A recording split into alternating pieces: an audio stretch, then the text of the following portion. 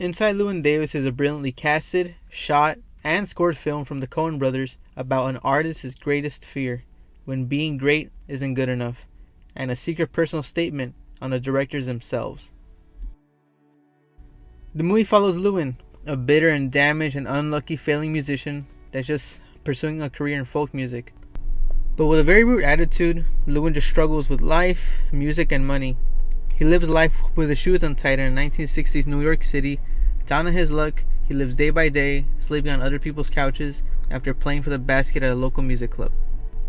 Playing music and going solo after his partner's death, Llewyn goes through many trials and challenges throughout the film, some being character related and some life changing. He's a man that just can't catch a break, and like some of the best written characters of all time, they keep getting pounded into the ground, day after day, week after week, for what it seems like a cycle, like he's not destined to have what he wants or what he needs. But Llewyn isn't the only character that struggles in this movie. His inner circle is filled with people just like him and some that he wishes that he was in their place. We first meet Jean and Jim.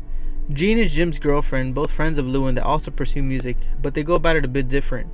Jim actually records in the studio, but Jean is just like Llewyn. It actually surprised me just how similar they really are. Both striving to be better, but they're just stuck because of their personality and their poor decision making. You see, Jean doesn't have the best apartment, but at least she has one. She's rude to Llewyn for sleeping with her and maybe getting her pregnant, so she has to get an abortion for what might have been Jim's baby that she wants. Llewyn always brings up how Jean just wants this perfect life with Jim, but she also makes terrible decisions. She keeps bringing up that Llewyn is an asshole for sleeping with her, but takes no accountability for her part in it. And also because you're an asshole who sleeps with other people's women. Let's not forget that. Oh, well, you're being pretty kind to yourself now, aren't you? But then she sleeps with a music club owner so that Llewyn can play for that night. She's just stuck in this eternal cycle of poor decision making, just like Llewyn. They're their own worst enemy. After them, we meet Troy Nelson.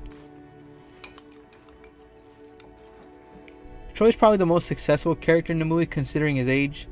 Him, just like Llewyn, they're both military men, though Troy is active military, and he actually has a very positive attitude that reflects in his musical talent, which actually gets the interest of a legitimate music manager in Chicago.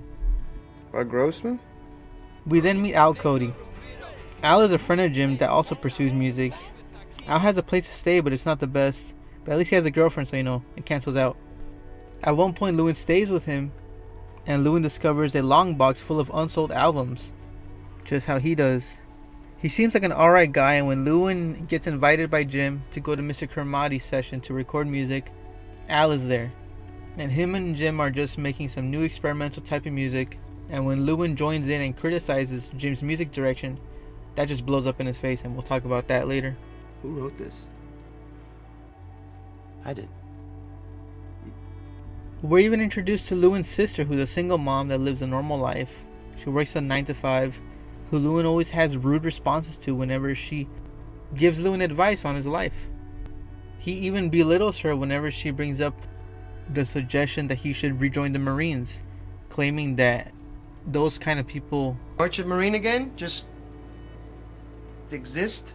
She even tells him about this long box that she made for him that includes his early music work and his Marine documents that Llewyn just brushes off later and tells her to throw it out, which later just blows up in his face.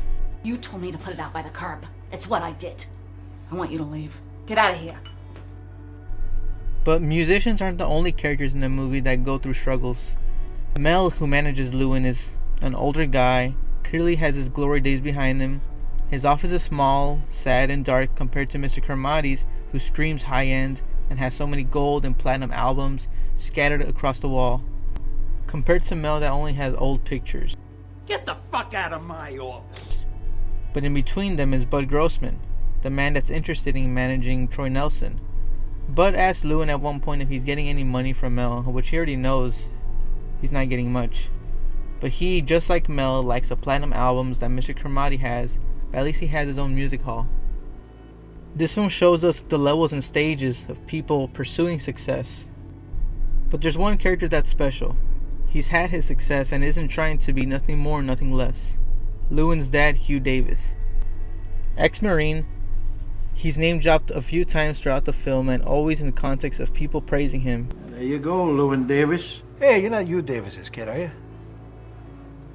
Why not? You Hugh Davis's kid? Yeah. How's he doing? He's fucking great. Matter of fact, he's been asking after you. The first time that we actually see him, though, is when Llewyn goes to visit him after his meeting with Bud Grossman. He goes to his retirement home and plays for him. Then Llewyn goes back to his sister's place to tell her about it. At first glance, he does look like a sad old man, but people sing his praises whenever his name is mentioned. And he sold his house already, and all that money is going to his upkeep, so he just set himself up for the rest of his life. Actually, there is one more character that we have to talk about. Mikey, who was Llewyn's ex-partner, who Threw himself off the George Washington Bridge. and the reason that we have to talk about him is because just like Llewyn's dad, Hugh Davis, he's always brought up and people remember him fondly. I miss Mike. You and Mikey used to do that song. But in the dinner scene at the Gore finds, when Llewyn is playing a song that him and Mikey would play, they sing Mike's part and Llewyn gets so upset. It's Mike's part. I know what it is. Don't do that. To me, this scene perfectly shows just the damage that Llewyn has. Not only because I'm sure that he remembers Mikey, him being his partner and all, but someone who's already dead and is remembered fondly. And I'm sure that Llewyn thinks that no one can say that about him, and he's alive and well. I mean, just look at the album cover compared to Llewyn's solo album cover. Now, the reason I wanted to highlight these characters first is because of how they all connect to Llewyn. On every opportunity that Llewyn gets, he's somehow his own worst enemy. You remember that song that Jim was producing? Please, Mr. Kennedy.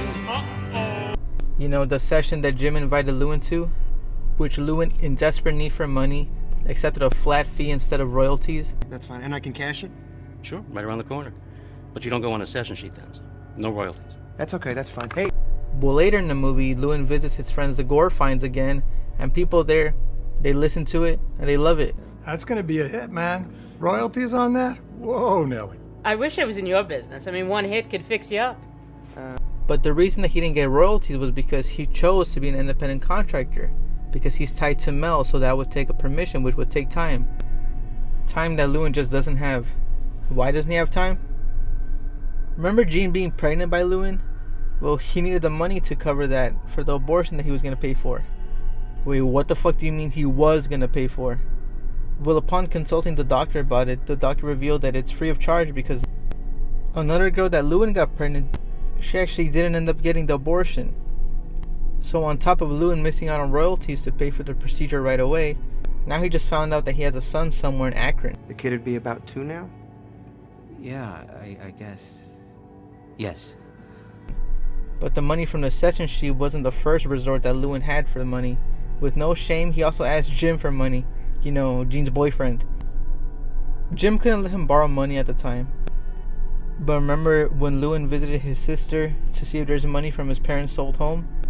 Well, he also told her to throw away the box of stuff, which contained his Marine papers, which included his pilot's license he needed to fly after he decided to quit music. You see, I believe that the Llewyn at the beginning of the movie wouldn't have quit music. But I think the moment that Llewyn found out that he has a son somewhere is the true turning point in his character. Throughout the later half of the film, Llewyn has this look on his face, which you can kind of say it's his "I've had enough of this shit" type of face. But it's different. In the back of his mind, he has the thought of a child being there and it haunts him. I also remember Llewyn and his dad. As I mentioned before, Hugh Davis is mentioned throughout the film with people at the Marine Hall always praising him and singing his name. Then Llewyn's sister mentioned that the money from the sold home goes to Hugh. It goes to his upkeep. We don't get any. Then Llewyn visited his father after quitting music to be a Marine again. I feel that Llewyn was really embarrassed. He was embarrassed that he wasn't a big-time musician just yet. The look of someone being so disappointed in you. The feeling of wanting to make someone proud but you just let them down and you know that they're just ashamed of you. Like I said, I think that Llewyn throughout the later half of the film had this fear. Knowing he has a son out there, he knows he isn't who he wants to be yet. He has money problems, career problems, and girl problems. He's afraid to let someone else down. He thinks he has no one to talk highly of him, but he's wrong. I think this is one of the most well thought out and well written films I've ever seen, written by some of my favorite directors, the Coen brothers. But when researching the pre-production and process of this film, I came across this review. You see, I don't normally see reviews and stuff like that or read them, but this one really interested me. They basically saw the film as a personal statement made by the Coen brothers. You see, the Coen brothers, they were fucking built different in the mid-90s to late 2000s. They were bringing out banger after banger, classic after classic, from Fargo to Big Lebowski, and finally No Country for Old Men, with some hidden gems along the way, being nominated for and winning Academy Awards and making the Coen name legendary. But the industry was heading towards a massive shift in direction from the mid-2000s onward. Big budget blockbusters and IP based movies and computer animated movies conquered the box office, with more character driven films taking a back seat. New and up and coming filmmakers made their rise after their big hits. And from there onwards, those directors and studios led the charge for the box office. But after the release of No Country for Old Men in 2007, the Coens didn't see the same peaks in their career as they did before, even with their most recent film, Drive Away Dolls, being one of their worst performing in their catalog. But just like Llewyn in this film, the Coen brothers learned that there will always be someone better than you, no matter what. And no matter how much you may stumble, trip and fall along the way, it's always important to remember to never stop trying and never give up, which makes them one of my favorite filmmakers ever. You see, I could talk about this movie for fucking days and weeks on end. I didn't even mention the film's color palette or what the cat symbolizes or certain symbolism in the film. This video is long enough, so I'm just going to end it on one of my favorite quotes of all time. It's from the late Joe Strummer, lead singer of The Clash. Without people, you're nothing. And that certainly rings true here in one of the greatest films ever made.